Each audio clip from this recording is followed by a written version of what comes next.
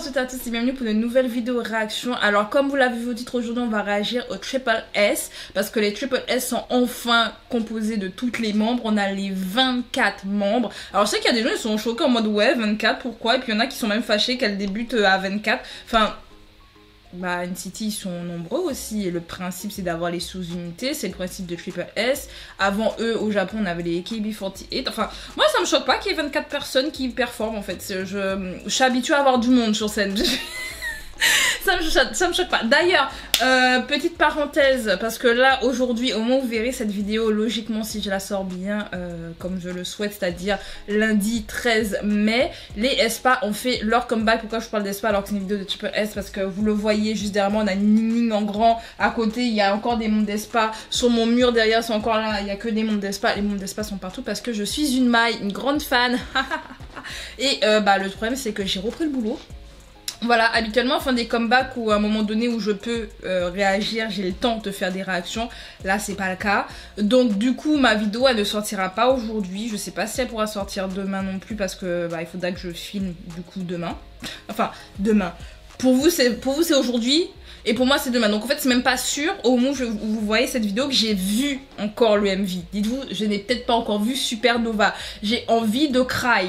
Voilà, je vous le dis tout de suite, j'ai déjà envie de cry. Je sais que sur les réseaux tout le monde va en parler. Je vais fuir Twitter, je vais fuir Instagram, je vais fuir tous les réseaux parce que je risque de me faire spoil.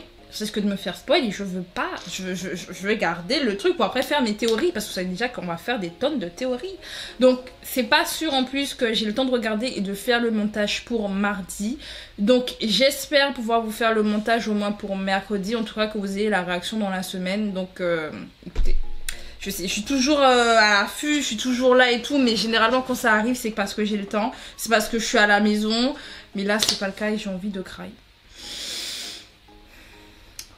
Bref, on va donc là aujourd'hui donc regarder Girls Never Die par les Triple S.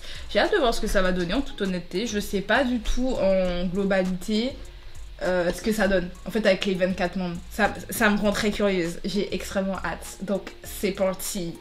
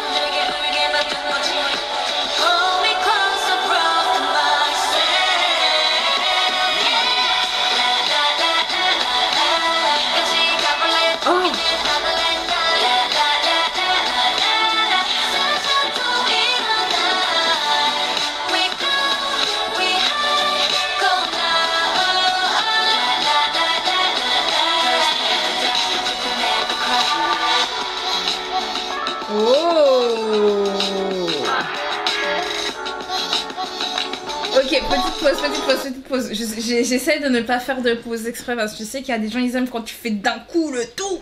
Mais surtout qu'en plus en termes de comptage de vues, c'est mieux si on regarde tout d'un coup. Donc I'm so sorry pour les fans de Triple S, n'est-il pas? De toute façon j'irai regarder la chanson toute seule et j'irai l'écouter dans mon compte tout seul parce que...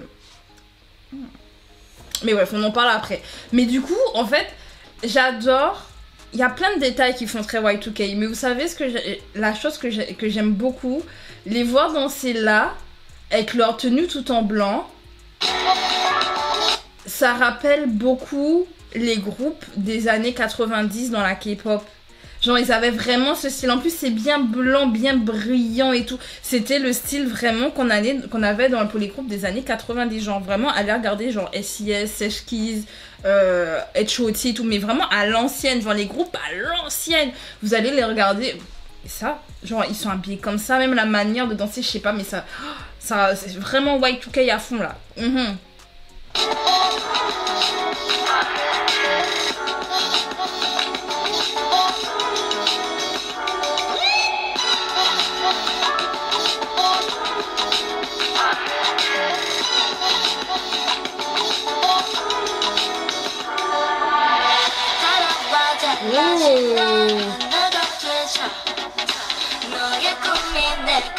Vous savez, vous avez la raison pour laquelle j'aime voir du monde sur scène. Vous avez la raison juste ici. Genre, faire ce genre de choses, c'est possible que quand t'as du monde.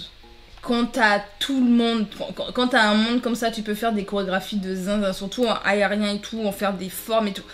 C'est ça qui est bien quand t'as des gros groupes.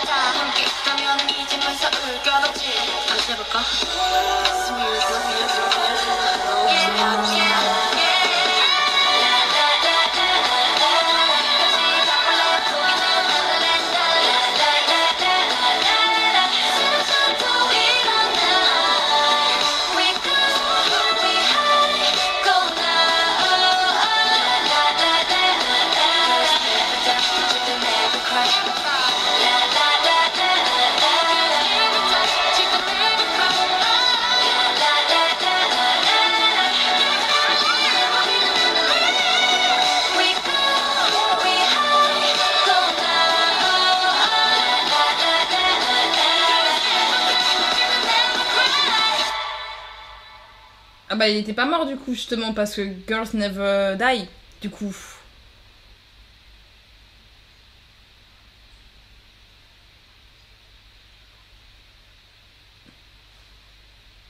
Mais en fait dès le départ avec les Triple S on a vraiment cette image de l'oiseau et des plumes parce que en fait je repense à la toute première sous-unité des Triple S dont j'avais adoré. D'ailleurs j'avais fait une réaction à l'époque. En plus ça date, je suis en train de me rendre compte mais ça date de fou.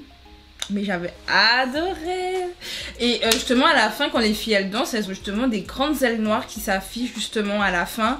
Et t'as plein de plumes partout qui volent sur la fin. Et j'ai l'impression, alors je ne suis pas vraiment l'histoire de Triple S, hein, je regarde un peu par-ci par-là donc peut-être qu'il me manque des infos. Mais j'ai vraiment l'impression que c'est leur truc de base, vous voyez ce que je veux dire? Genre, je sais pas où elles veulent en venir dans leur histoire. Les gens qui ont vraiment le lore de Triple S, vous pouvez m'en parler peut-être en commentaire, comme ça je comprendrai peut-être un peu plus.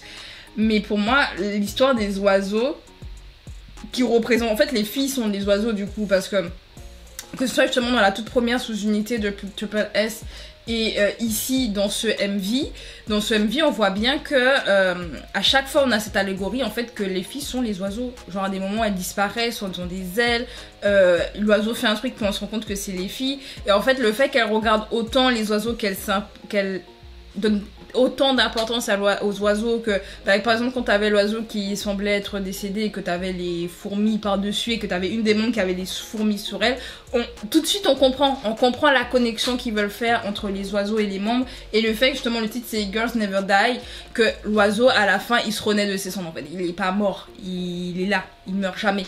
Et c'est pour ça que je dis, on voit vraiment l'allégorie des filles. En plus, quand elles sont à plusieurs, elles forment l'oiseau en fait. Donc c'est super beau.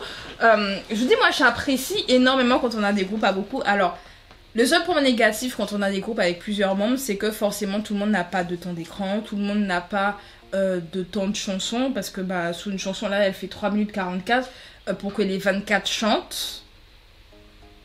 ça va être compliqué. Voilà, ça va être un peu compliqué. Après, comme dit, le groupe n'a pas non plus pour objectif d'être que avec toutes les membres. L'objectif, c'est de faire plein de sous-unités comme à la NCT. Le seul truc, c'est que pour Triple S, le principe est peut-être un peu plus hard, je trouve quand même, parce qu'en fait, s'il y a une sous-unité qui marche pas, elle dégage. C'est le principe, en mode, on fait des sous-unités. Après, NCT, c'était un peu ça aussi à un moment donné au départ. À la base, genre ils faisaient des trucs et puis en fait il y avait aussi, il y avait un temps, il y avait un moment où bah, par exemple NCT Dream, il y avait des membres qui genre Marc qui s'étaient barrés parce que bah ils avaient plus l'âge pour NCT Dream en fait, ils devaient refaire, enfin c'est le principe un peu d'NCT quoi au début, pas autant, mais il y avait ce côté où les sous-unités ne devaient pas perdurer à la base, mais au final elles ont toutes perduré et heureusement. Et c'est un peu ça qui est dommage avec Triple S, c'est qu'au final si tu t'attaches à une sous-unité, bah elle restera pas forcément, à moins que vous poussiez, genre en tant que fan on pousse à fond. Il y a des chances que la sous-unité ne reste pas. Et c'est bien dommage. C'est bien dommage. Après, je pense que, de toute façon, avec l'histoire qu'ils peuvent faire autour de Triple S, que les sous-unités restent ou non, ils peuvent faire quelque chose de sympa, je pense. En tout cas, non, vraiment, la chanson, elle est bien. On reconnaît la vibes Y2K. Vous voyez, on reconnaît, de toute façon, Triple S, elles sont très fortes pour ça dès le départ. Hein. Et même avec chaque sous-unité, quasiment, elles ont vraiment cette espèce de style-là. Et j'aime bien, elles sont dans l'air du temps sans non plus ressembler à d'autres parce que je sais qu'il y a un peu ce drama là en ce moment que oui, il y a tel qui ressemble à ça. Genre, elles ont vraiment leur truc quand même. Elles ont vraiment créé genre l'identité de Triple S, vous voyez ce que je veux dire. Donc, non, j'aime bien. Pour moi, c'est un petit même un grand oui. Genre, Girls Never Die, j'aime beaucoup, ça reste vite en tête. Le refrain, il est très entêtant. Et du coup, bah, j'ai déjà envie de la réécouter. Donc, comme quoi... Bravo Triple S. Écoutez, je vais vous laisser là. Si vous avez aimé la vidéo, pensez à mettre un like, pensez à vous abonner pour ne rien rater. Et on se dit à bientôt pour de nouvelles vidéos. C'était Audrey. Salut!